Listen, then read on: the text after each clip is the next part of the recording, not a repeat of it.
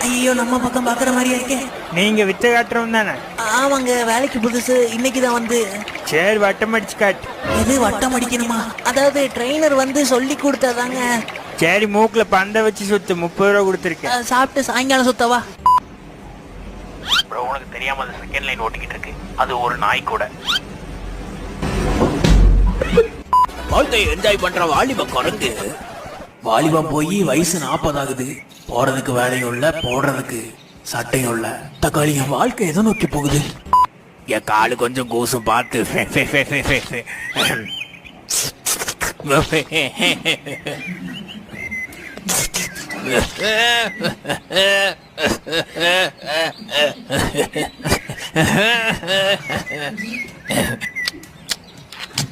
கொஞ்சம் பார்த்து பக்குவமா நெளிச்சு விட்டுறாம. என் தலை குளிக்கலையா?